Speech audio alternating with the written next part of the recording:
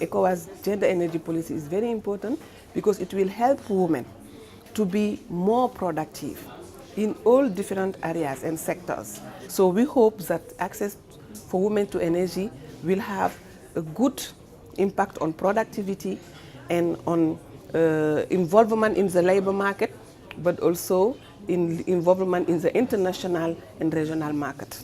In terms of trade, in terms of agricultural products to be available for the countries and for at international level, in terms of time saved, but also in terms of access to new technologies and access to the labor market. The power deficits often impacts women more than it does on men. Women are the ones who are primarily involved in collecting fire, cooking, these issues which are really made worse when there's no power. So for those two reasons, it's important that we address the power deficits. We also make sure that the policies that we put in place also promote gender equality. There is no substitute for good policy, so getting the policy right is extremely important. But the second thing, which is equally important, is the practical implementation of that policy. And so I would expect the workshop, and I would hope the workshop would come out with practical ways to implement the policies. It's not just a contribution to universal energy access. 80% of the household energy, domestic energy requirements, is provided by women. So how do we get this service to them without embedding them? So now you see the game changing.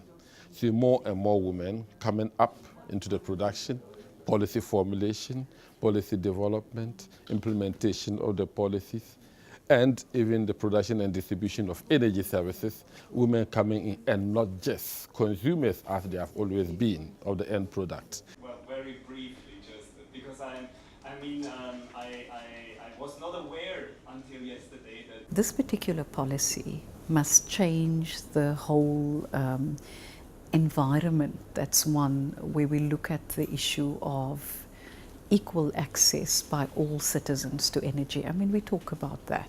There is that approach in the energy policy of the African Development Bank, as well as the energy policy of ECOWAS itself. That we must ensure that women are central to not only to the energy policy, but that women are able to access energy at an affordable price. This is a very critical issue.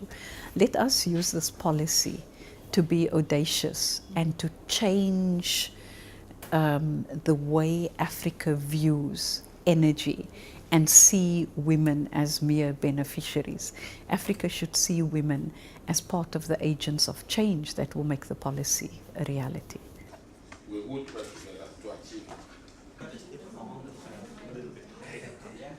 together to fight